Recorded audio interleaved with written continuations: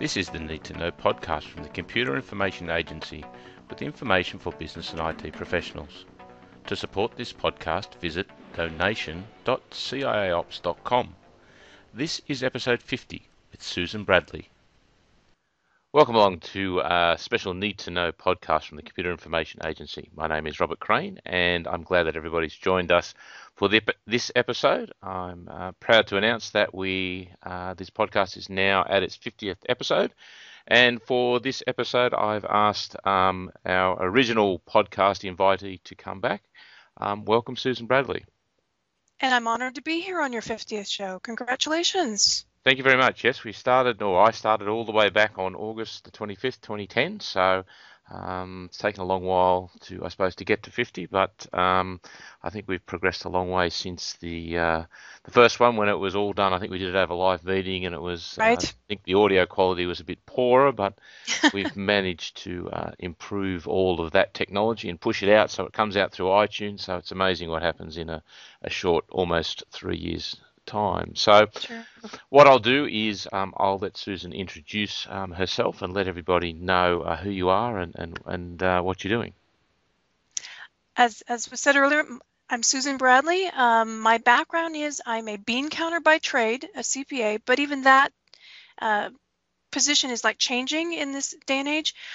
Many, many years ago when I first started out in accounting work, we used to do old-fashioned bookkeeping. And we do not do old-fashioned bookkeeping anymore. Pretty much all of our clients do the bookkeeping. And we're in this, I would call, awkward growing stage transition-wise right now, where some people are in it just like everyone else and everything else. Some people are very, very happy with on-premise accounting systems. They don't want it to go anywhere near the cloud. And then we've got the youngsters in our firm that are much, much more willing to have it on a hosted platform. And they're now QuickBooks Online, which is what in America, which is the primary accounting package, has a hosted online version. And it even hooks into your iPhone and your iPad. So these days, if you're on the go and you want to do an invoice out in the field, you can sign up for online QuickBooks and go to your iPad and put in your username and a password and get onto your accounting data and actually invoice from there and actually look at customer information. So what used to be pretty much the old-fashioned ledger pencil paper is now where it's in the palm of our hands, in our back pockets, and in our phones, and you name it these days. So our industry is changing too. And I think, part of it, the reason that I've asked Susan to come on and share her experience is I suppose the first thing is that she obviously is a certified practicing accountant in the US mainly. She does a lot of work in the technology and is well known in the small business server and the technology field, in the SMB space. But again, your primary, I suppose, day-to-day job is around the accounting and the compliance. So one of the things I thought that would be interesting to get Susan's perspective on is as we are moving to the cloud and more information is moving that way, there have been some interesting questions and interesting conversations being raised about compliance. What happens when your data is stored in in a hosted environment? How do you know that it's secure? I mean, obviously we know that the security is the main thing, but the auditing, the tracking, what actually needs to be done to make sure that we comply. So, I mean, where's that going, do you think? And a lot of it is, it gets back to the old-fashioned, you can outsource a lot of things, you can't outsource your accountability. Just today, a client sent me, they have a credit card. They are literally a bunch of nuns, Catholic nuns. They sell the liturgical, I'm going to massacre the name, liturgical vestments. It's all of the shawls and the robes and things, and they make them by hand. They don't use any, sewing machines or anything like that. They make them by hand, and they have a gift shop, and they sell, and obviously in this day and age, they sell with credit cards. So here's a very old-fashioned industry. How many thousands of years old is the Catholic Church? And they sell things that use credit cards and have, what else? PCI compliance. So they reached out to me going, what do we do with this? We didn't put this credit card machine in. How do we comply with this? And it's a matter of, I have to look at the statement that the merchant needs. It's a self assessed questionnaire that you fill out, and you basically they are then outsourcing to me to then be the one to look through this and see if they comply with their PCI requirements. Out in the small business world, show me a small business server that runs credit cards through there, and I'll show you somebody who says, gee, I can't get it to pass a PCI test.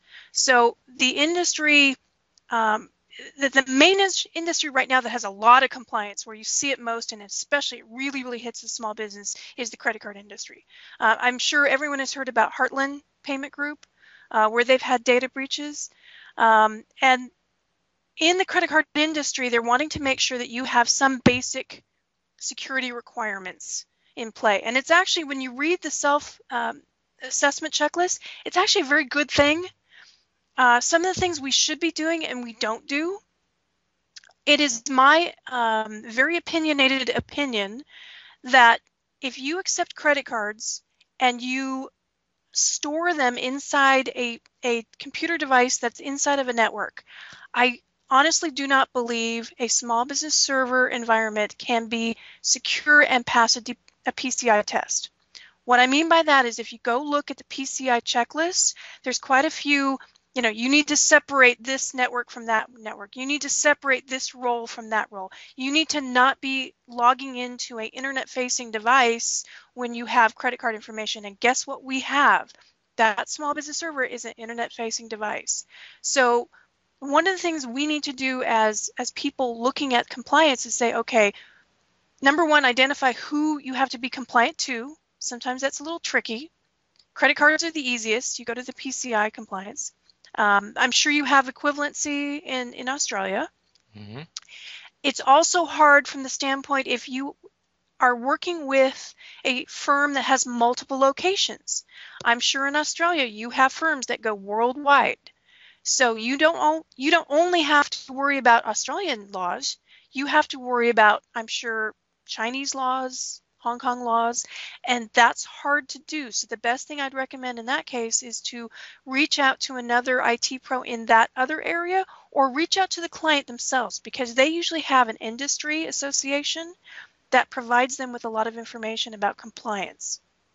So step number one is find out who you need to be compliant with. That's step number one.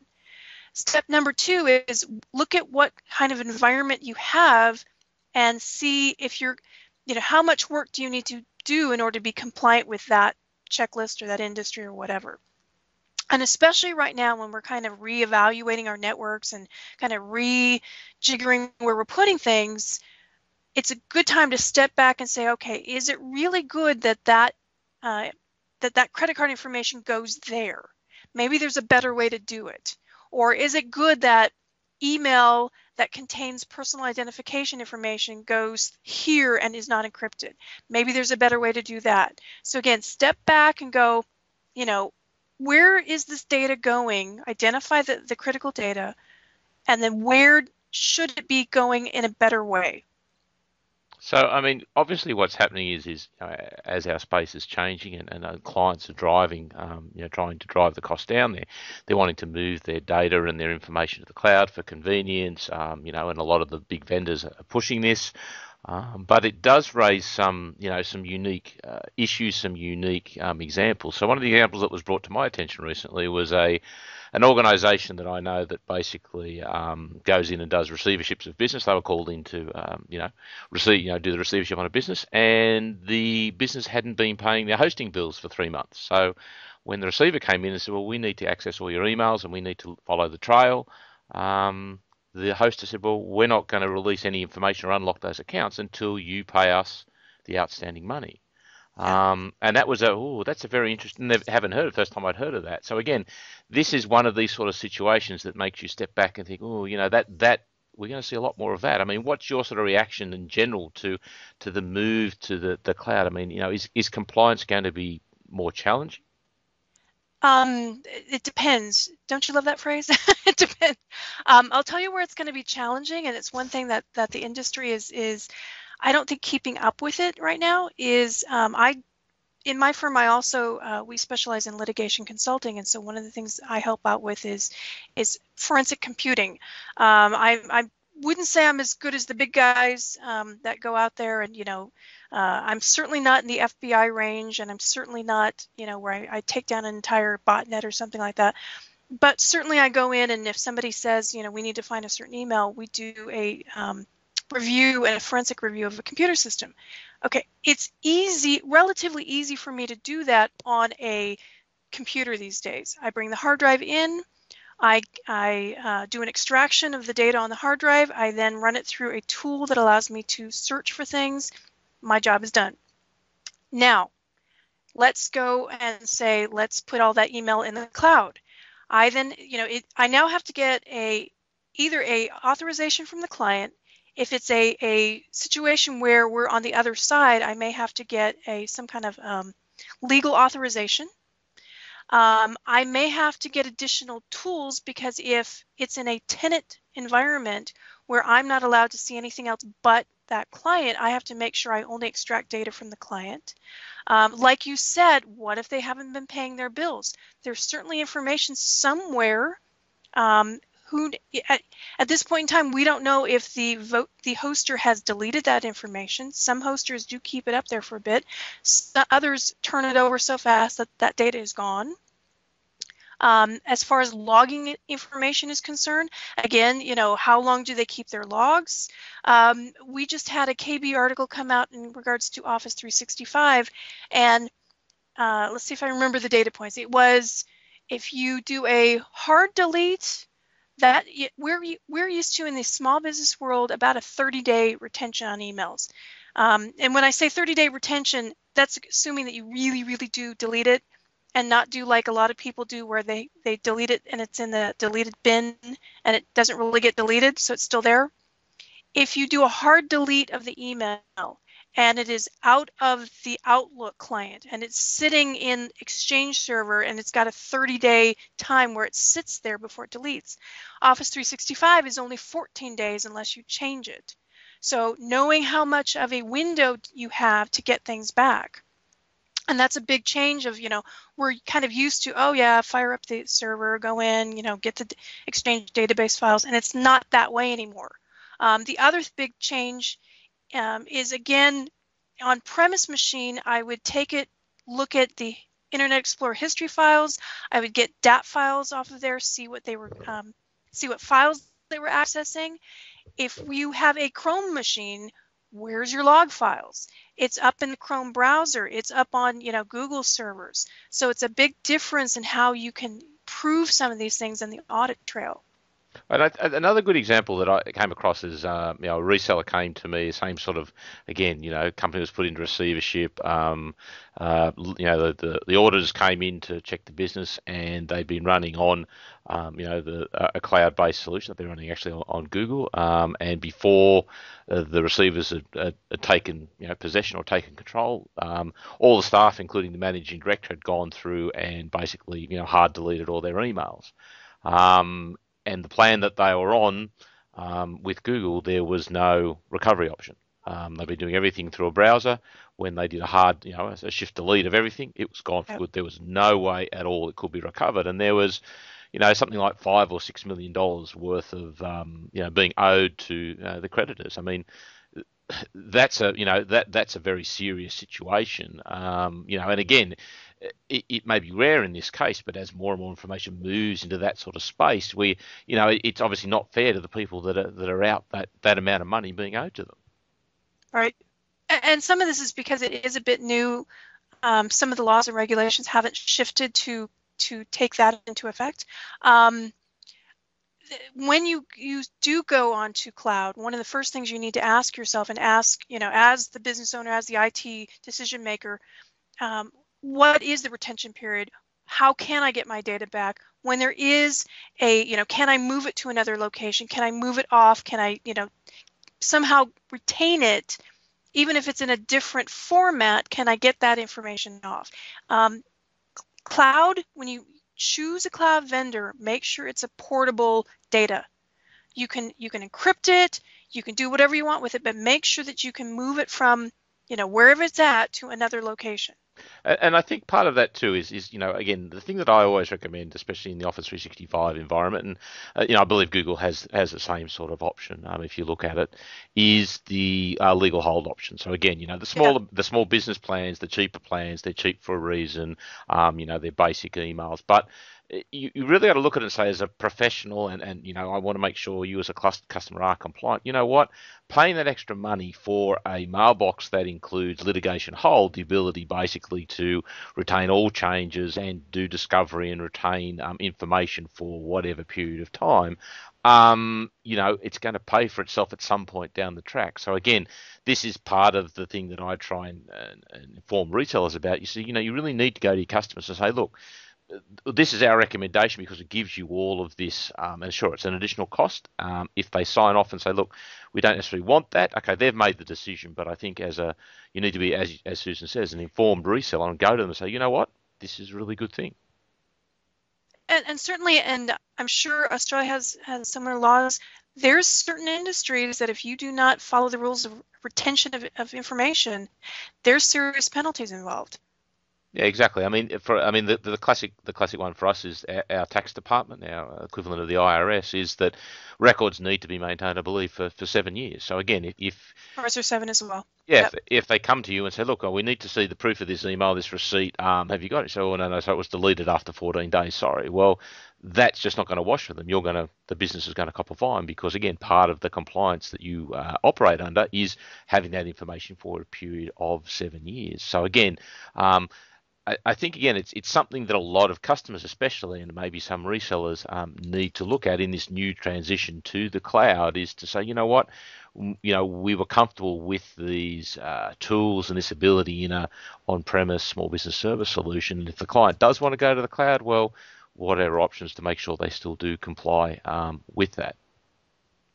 And Office 365 in that respect is the poster child of, if you need to tell someone or give to authority saying, yes, it's certified in XYZ, it has about the most alphabet soup certifications that I've seen out there of the different, because obviously they are worldwide and have to comply with quite a few things.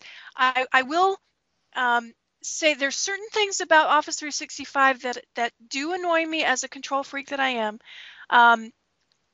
Because they cannot disclose everything. There's certain things that they keep close to the vest because it would be a risk and a security risk if they would be 100% open. And what I mean by that, if you ever go out and if you want to know the physical address of the data center that is running your mailbox, you will not find it. It's kind of like the Internal Revenue Service, where you cannot find the actual street address of the building because it's a risk to the people working there to publish it. So they'll give you like a PO box, or they'll give you some kind of alias to send information to. Same way with data centers. They do not publish the actual physical street address.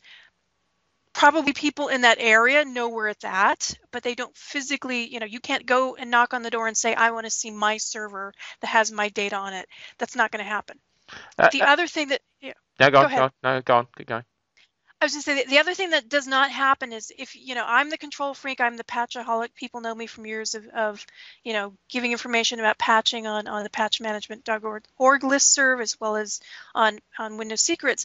And so I always say, don't do this patch, don't do that patch.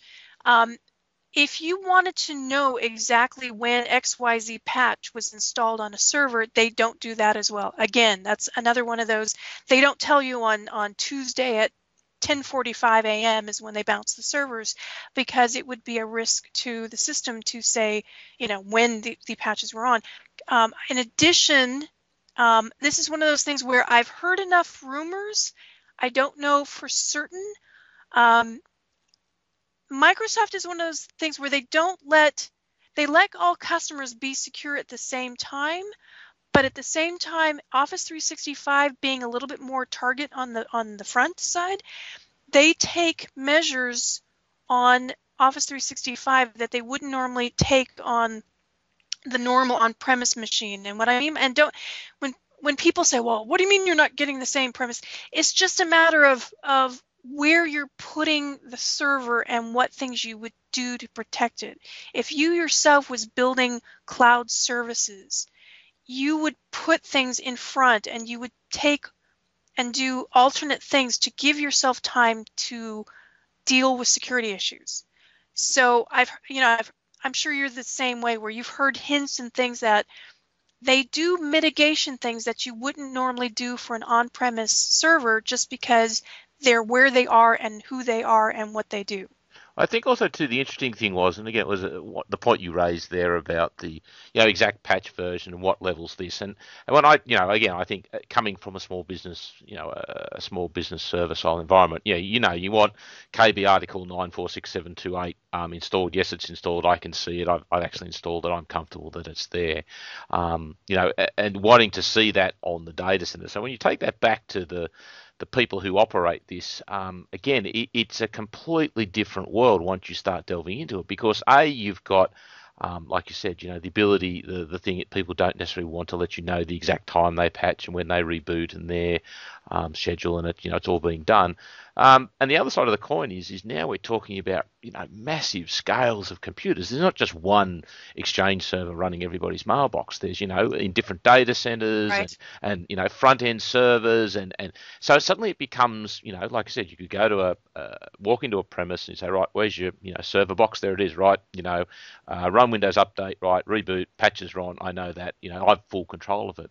Now the game's very, very different, because again, it's just the scale of it, and trying to achieve that compliance is huge. And this is where then you kind of have to, there's another level of compliance that now kicks in. So there's the level of certifications that the vendor has. And as is said many a time, in cloud computing, it is in their best interest to make sure they get it right. So first off, they have a business interest to make sure they're compliant and make sure that they produce a secure product. The next thing they do, there's several industries, the CPA world is one, that has certain certifications and auditing reports that are done for data centers and for outsourced services. And the one in particular from the American Institute of Certified Public Accountants it used to be called the SAS 70. If you see it on some of the pages as you enter into cloud services, you may see the old name was SAS 70, and you still may see that around a little bit. The new name is SSA 16, and it's basically where auditors go in and say, okay, you say you're doing X. I need to make sure that you're doing X, and I will certify then that you are doing the processes you're saying. There's other vendors and there's other organizations as well. The ISO, and I can't rattle off all the. I'm trying to remember the initials.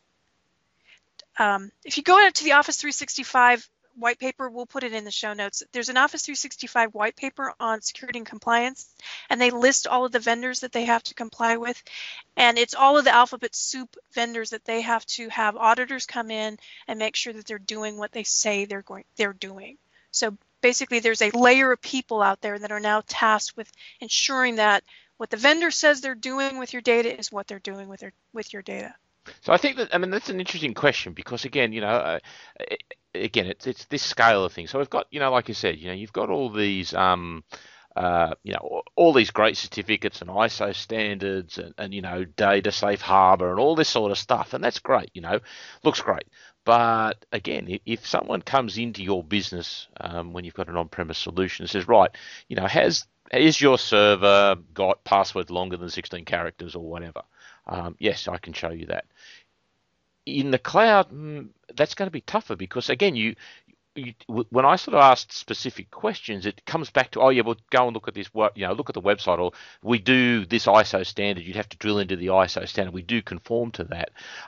Again, it's this scale thing. You're used to a very small touch. I can actually go and look at the DLL version myself. But now in the cloud, I've really got to up my trust level to sort of say, well, I can't really do much more, can I?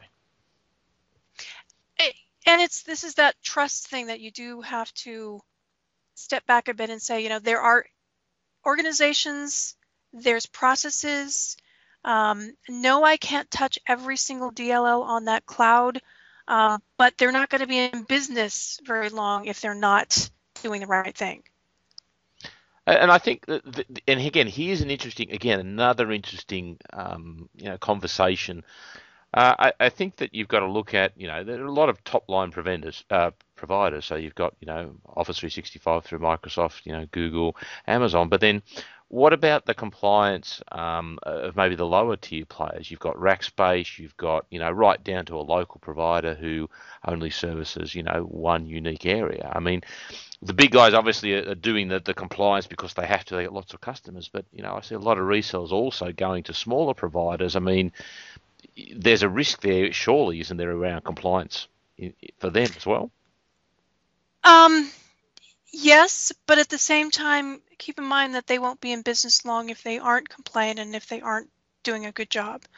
I mean, it's to me, it's no different than the big guys or the little guys. The little guys, from the standpoint of they may not have all of the initials behind, but at the same time, they won't be in business long if they don't take it seriously as well. So, but again, part of that is that as a if you're a reseller, you're really going to have to know this or be comfortable with the business, the provider, the hosting company you use, are doing that compliance. They're up to scratch. They're going to survive, as you say. And some of that is, I'd argue that you shouldn't be selling anything that you wouldn't be comfortable using yourself, or that you don't have some kind of services with them so that you know exactly what they're up to.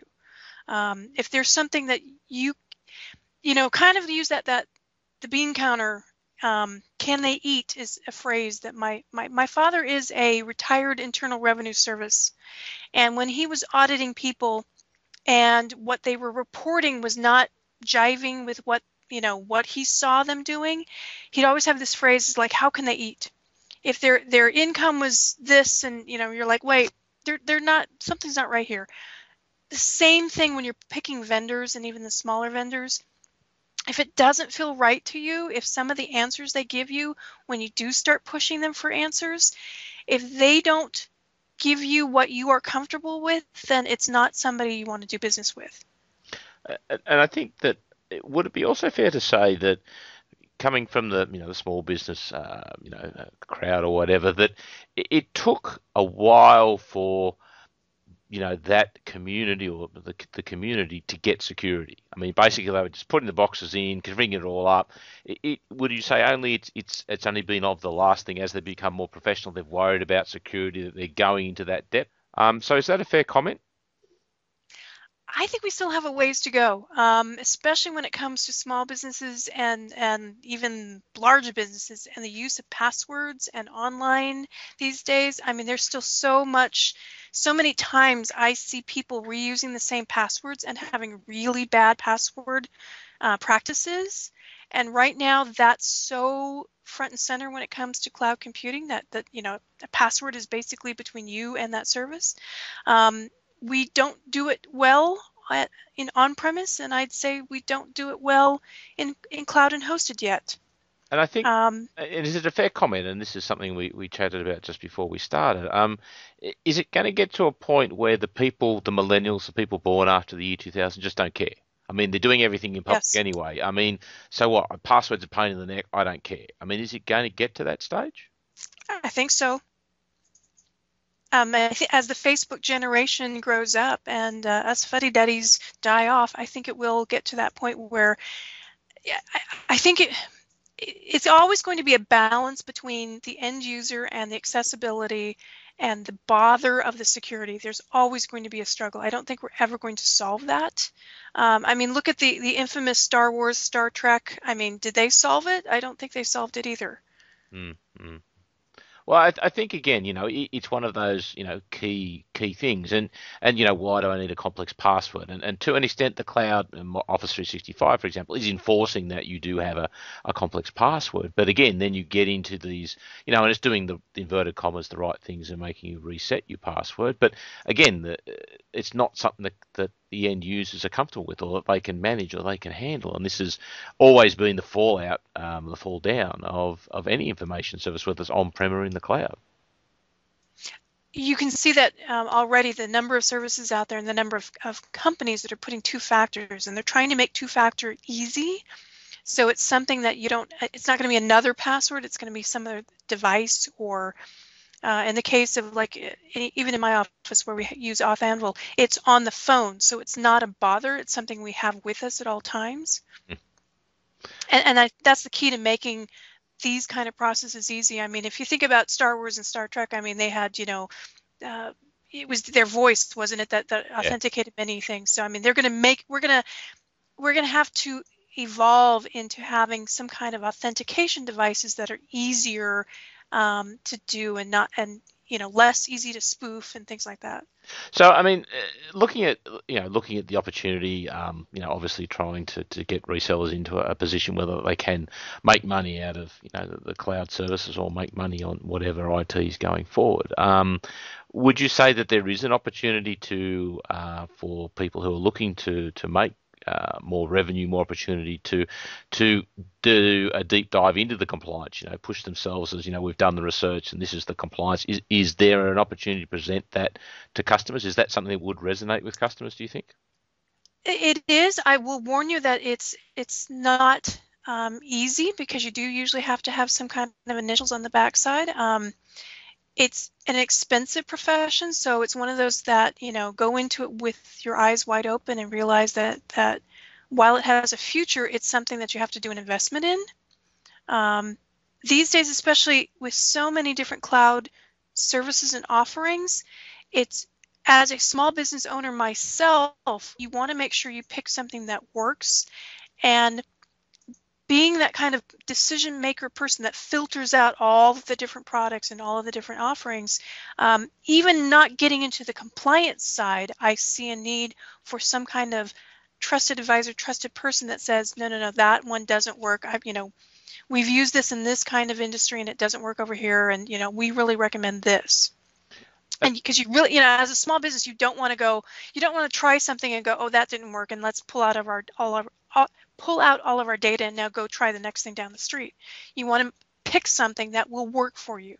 I think again, part of it is you do need to look at the compliance side. I mean, obviously, when customers choose a cloud-based product, they look at a page and they normally pick the cheapest product because they're focused on price. But this is where the trusted advisor or the reseller can step in and say, well, okay, yes, we see that, but it doesn't include litigation hold. It doesn't include all these additional options that you've got. And again, that's where they can sell their services, their experience as a professional to the clients.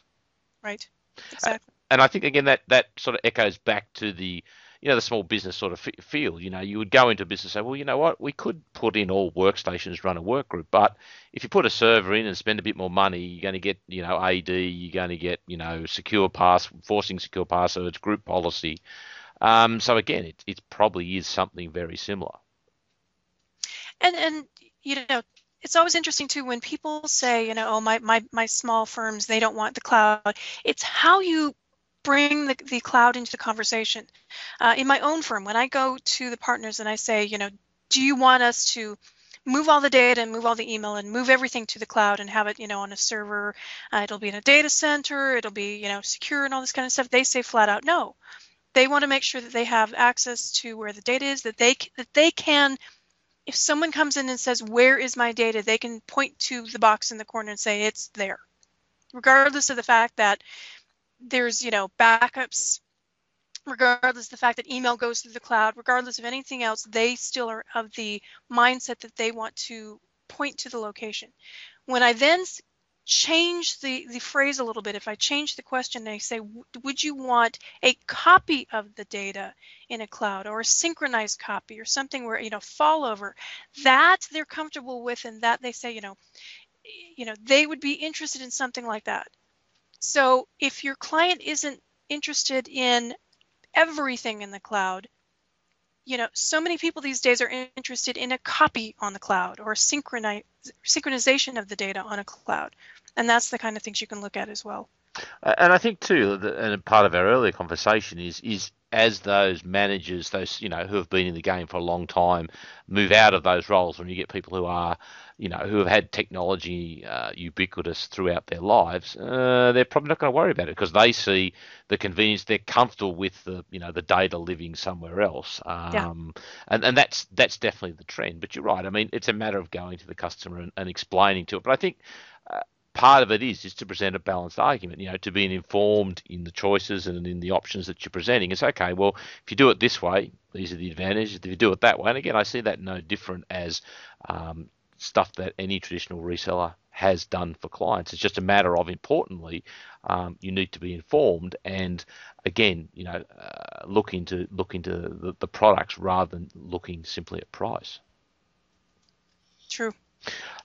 So I think I would suggest that part of it is that with so many offerings too with the cloud, that's where you get the complication. I mean, everybody in the community is normally centered around the Microsoft product and the SBS and all, and there really wasn't another player in the market. But the difference now is potentially you've got more than just a single supplier. I mean, in your estimation or your experience, do you think that will continue, or do you think we will see a consolidation perhaps into, the one or the two big players? I think it's going to continue, and the reason why I say that is because as my vendors move to a cloud, right now the bulk of my vendors still code for the traditional server in the corner of the room, desktops connected. As they go online and as they go hosted, they don't necessarily pick the Microsoft stack. They're not necessarily on Azure and things like that. They're on, like Lacerda's putting things on Amazon Web Services. So as they move to a cloud, it'll be interesting to see what will happen, because as my requirements for having a server in the corner change to where I just need a browser to get to a thing, I don't think it's going to be, I will just need a device. I mean, it's one of the big headlines these days is, is Microsoft becoming irrelevant? It'll be interesting to see what happens. I think they're still going to be relevant, just not as relevant as they used to be. It won't be quite as neat. We all pick this platform because we won't know what the platform is. Our vendor will pick whatever platform that they code and put the hosted service on. We will just need some kind of browser to get us there. So I think again, a lot of this is, we're changing, major change in technology, and the bandwidth is still a limitation for many businesses, and the way is generally, the move to the cloud as people, become more comfortable with it, move into senior positions.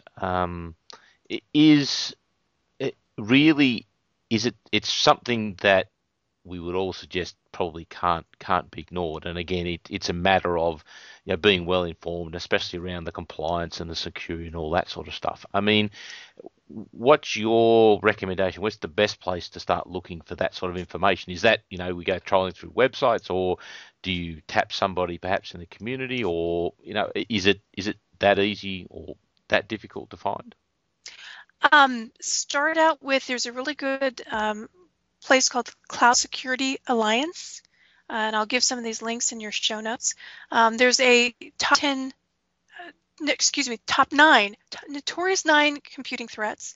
If you want to get more interested in compliance, I would probably start out with some of the more IT related compliance ones, like looking in the A++.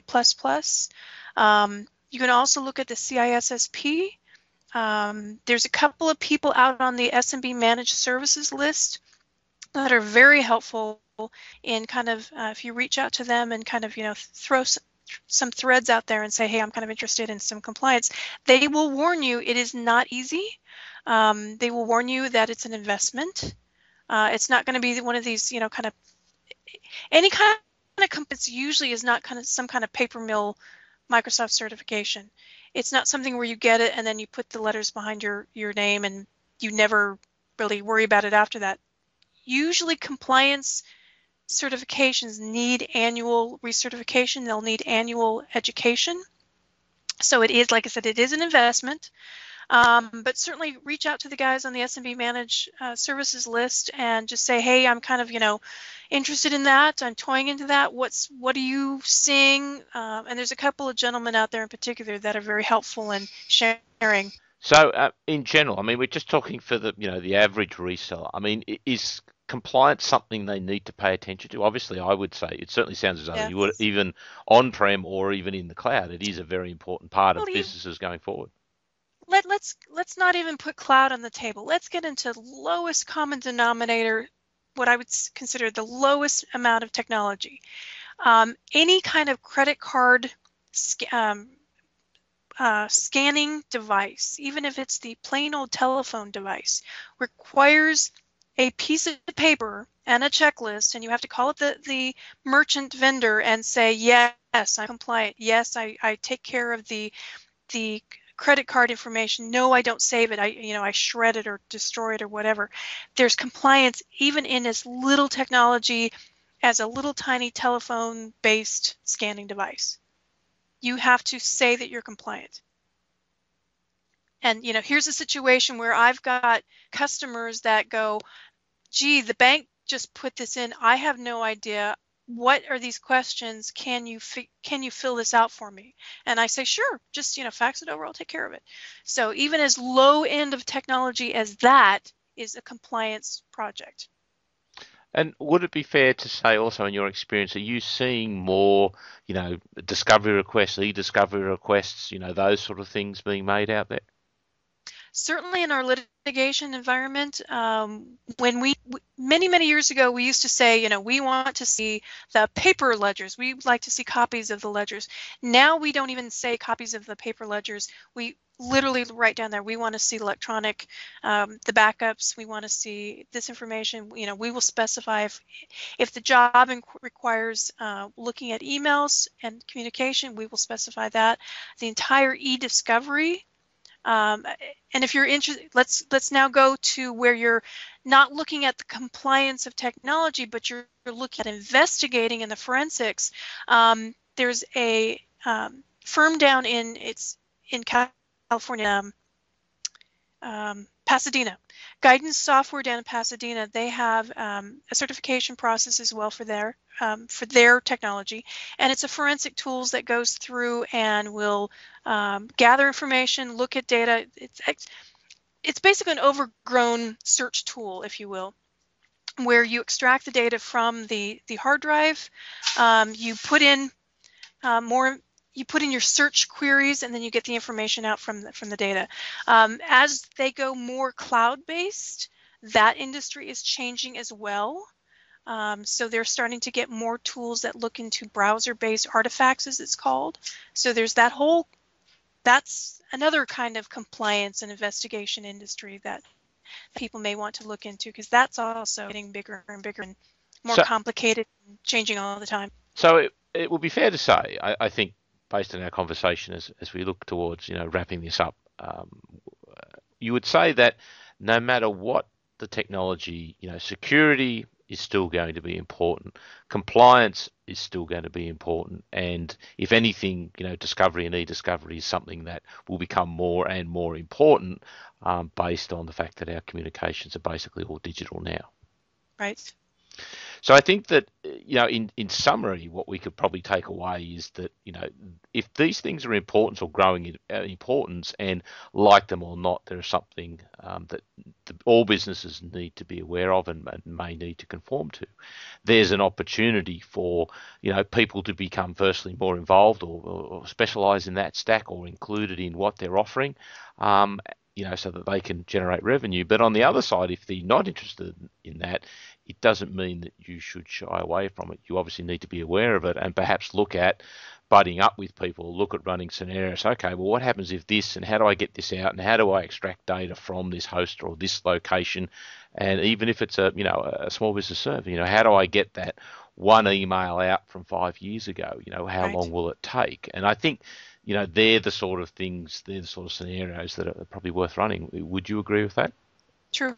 Well, I mean, show me today. I bet every single person out there listening to this podcast has had a situation where someone has come to them and said, I need to see if I can find that information out from my server. How can I get that out? And now move that to a hosted or cloud scenario, and you're going to have those same questions. Just moving to another location, but those same issues, those same concerns of getting a copy, getting information, it's going to just move to a different location. And I think again, that it's going to have positives and negatives. I think, like I said, the Office 365, the product that I know, obviously you've got litigation hold, you've got multi-mailbox search, you've got, again, because they're built as enterprise products, and they're built to obviously entice the maximum amount of features to bring people on board. So that's what I see as one of the big benefits. And obviously, I mean, they knew building that if they didn't have those features there from the get-go, they would not have a product. Exactly, and what I tell a lot of resellers is, I said, look, you're probably not going to make a lot of money selling, bare bones email services, just send and receive emails. Where the money to be made is learning the advanced features, learning how to do an e-discovery, learn how to do multi-mailbox search, and you can either help your customers or you can potentially sell that skill to other resellers. So it's the high-end features the enterprises have probably had for a long time around security, compliance, that sort of stuff, that there now represents an opportunity for many smaller organisations to start looking at adding to their skill set. True. All right, Susan. Well, I think that typically brings us to the end of our time. I'd like to obviously thank you for putting yourself out in your time zone to do this. Is most appreciated, and to once again appear on the podcast. So to round things off, maybe give everybody a summary and some final comments, and then if they do have any further questions or comments or wish to get in contact you, what's the best way to achieve that? Compliance is something that's not going to go away. In fact, it's going to get larger of an industry, not smaller. To start out, look to certifications such as the CompTIA Security Plus. Look for CISSP. Reach out to your fellow IT pros out on the SMB Managed Services listserv. There's a couple of gentlemen there on that list that really go overboard to help people and to reach out. And again, just look at your client base and see what industries they are in and which ones need really heavy compliance. Obviously, the accounting, anything to do with financial information, anything to do with sensitive information.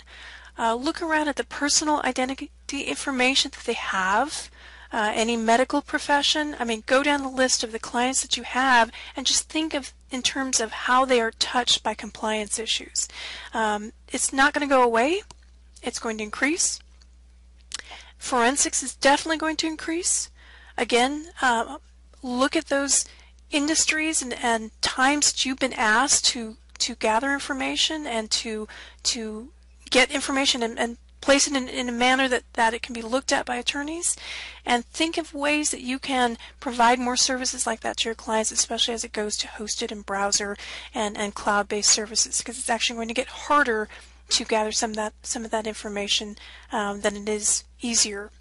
Cloud computing brings some interesting nuances to the compliance, but it certainly isn't anything new. It's something we should be doing right now if we're not already doing it. So once again, a huge amount of information there provided by our special guest on the 50th episode of the Need to Know podcast. For those of you who do want to get in contact with Susan, you can do so by sending her an email, susan@sbslinks.com, or you can contact her by her world famous blog, www.sbsdiva.com. So again, I take this opportunity to thank Susan for all the information she shared with us tonight, and thank you, listener, for tuning in to another episode of the Need to Know podcast, and I hope you'll stay with us for our next 50 episodes. Thanks for listening. This podcast has been brought to you by the CIAOPS publications. For more information, visit www.ciaops.com/publications. To provide feedback on this podcast, visit www.ciaops.com/contact.